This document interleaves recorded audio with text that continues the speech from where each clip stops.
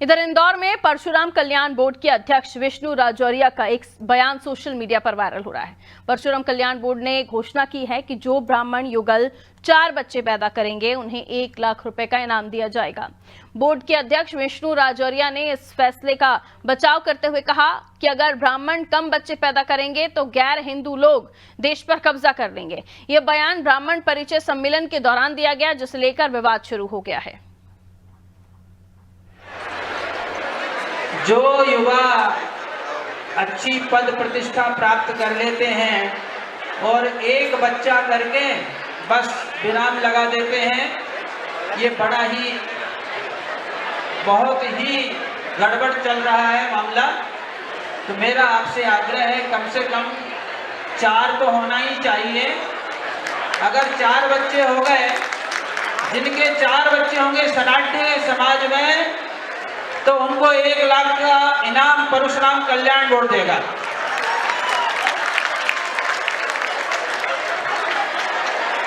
जिन बच्चों के अब शादी होगी, उनके 4 बच्चे होंगे, 1 लाख रुपए का इनाम परशुराम कल्याण बोर्ड देगा उनको। चाहे मैं परशुराम कल्याण बोर्ड का अध्यक्ष रहूं या ना रहूं, कोई भी रहेगा उसकी ओर से दिया जाएगा। दूसरी बात, सबसे ज्यादा मैं पूछता हूँ किसी भी युवा से, तो वो ये कहते हैं कि पढ़ाई में बड़ा खर्चा होता है। अरे ठीक है भैया, पढ़ाई में खर्चा होगा, कम होगा, ज्यादा होगा, थोड़ा कम में गुजारा कर लेंगे, लेकिन बच्चे पैदा करने में पीछे नहीं रहना है, नहीं तो विदर्भी लोग इस देश पर कब्जा कर लेंगे।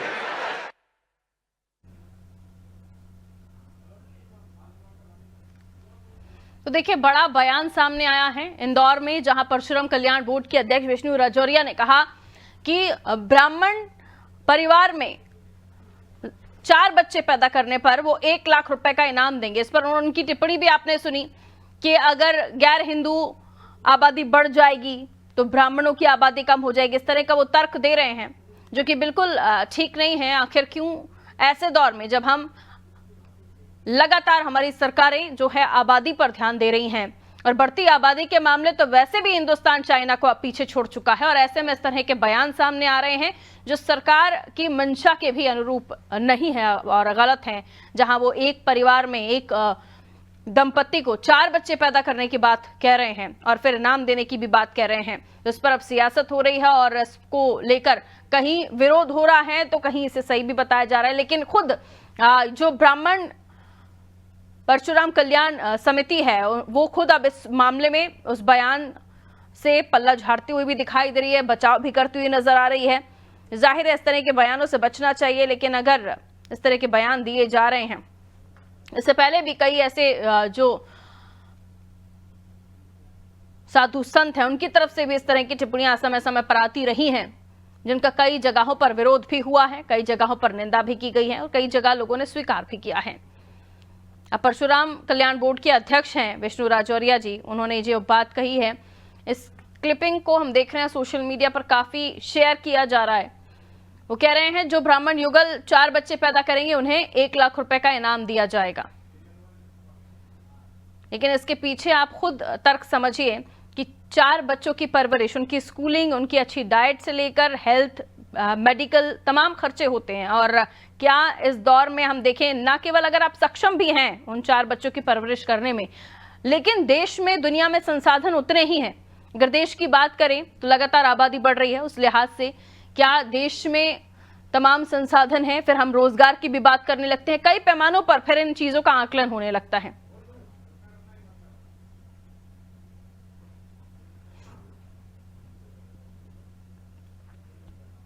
तो परशुराम बोर्ड के अध्यक्ष हैं राजौरिया जी, जिन्होंने ये बयान दिया है, उनकी इस बयान को खूब शेयर किया जा रहा सोशल मीडिया पर।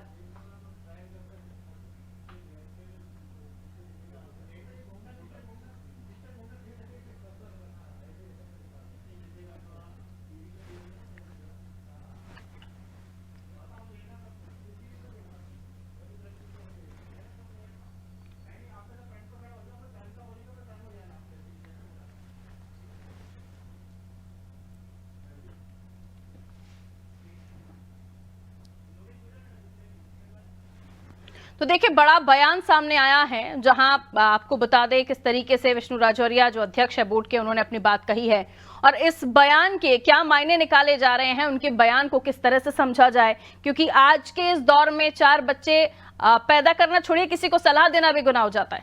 लेकिन उन्होंने ये कहा है। हमारे सहयोगी योगेश हमारे साथ जुड़ रहे हैं, उनसे हम और भी इस मामले को समझने की कोशिश करेंगे। अब उनको लेकर ये प्रतिक्रिया जो आ रही है वो किस तरीके से देखिए। योगेश, क्या बताएंगे जो राजौरिया जी ने जो बयान दिया है, जिसमें वो साफ तौर पर ये कहते हुए नजर आ रहे हैं कि ब्राह्मण युगल 4 बच्चे पैदा करें, जिस पर वो 1 लाख रुपए भी इनाम देंगे। क्या प्रतिक्रियाएं आ रही हैं? ब्राह्मण समुदाय भी इसको कैसे देख रहा है? देखिए पारुल, जो बयान सामने आया है उस बयान के बाद हमने कुछ ब्राह्मण समाज के लोगों से बात की, उनसे समझने का प्रयास किया कि आखिर में इस बयान के क्या मायने निकाले जाए।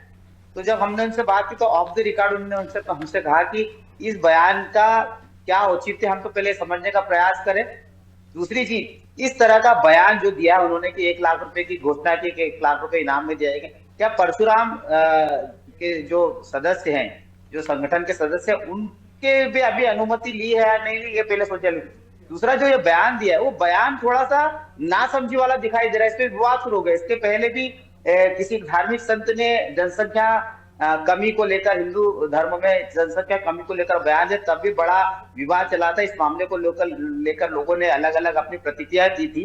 किसी कम्युनिटी में क्या कितना रेशो है जनसंख्या का, उसकी बजाय हम हमारी जनसंख्या कैसी बढ़े। तो ये 4 बच्चे जो पैदा करने के बाद में 1 लाख रुपए का इनाम देने की जो घोषणा मंच से की है, ये थोड़ा समझ से परे है।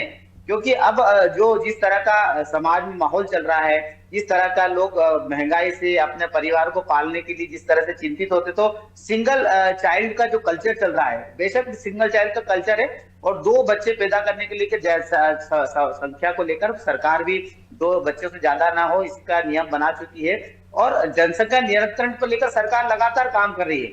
अब ऐसे में इस तरह के लोग जो बड़े बड़े उच्च पदों पर बैठे हैं, जो बड़े संगठन चलाते हैं, इस तरह के अगर बयान देंगे तो ऐसा समाज में किस तरह का संदेश जाएगा, ये सोचने वाली बात है। और हम आपको बता दें कि ये कोई पहली बार बयान नहीं, पहले भी इस तरह के बयान हुए हैं और इसको लेकर धार्मिक संगठन से जुड़े हुए लोग, कम्युनिटी से जुड़े लोग भी बड़ा सवाल पैदा करते हैं। और ऐसे में आपने देखा होगा कि मंच पर बैठे हुए लोग भी, कुछ लोग मुस्कुरा रहे हैं, कुछ लोग गर्दन हिला रहे हैं, लेकिन क्या उस बयान को लेकर वो सहमत है? हम उनसे भी बात करेंगे अभी, इसके बाद में उनसे भी बात करेंगे कि वो कितने सहमत है जब गर्दन हिला रहे हैं। MIC सदस्य बबलू शर्मा बैठे हुए मंच से, उनसे ही पूछेंगे कि क्या राजौरिया जी की बात से कितना सहमत है, क्या परशुराम जो कम्युनिटी के लोग हैं, जो हिंदू धर्म को मानते, जो ब्राह्मण समाज से आते, क्या वो इस समाज के लोग। जी, जाहिर है जो उनका बयान है उसको लेकर प्रतिक्रियाएं आ ही रही हैं और इसको लेकर जो आम जनमानस है, जो पढ़ा लिखा वर्ग है, वो भी इनकार कर रहा है, क्योंकि सभी सोचते, बहुत शुक्रिया योगेश, सभी ये सोचते हैं कि जिस तरीके से जो प्रतिक्रियाएं दी जा रही हैं वो अपनी जगह, ये राजनेता है, ये किसी पद पर विराजमान है, अपनी बात कह रहे हैं, लेकिन उसके इतर जनता इसे स्वीकार कितना कर रही है ये भी उन्हें सोचना चाहिए।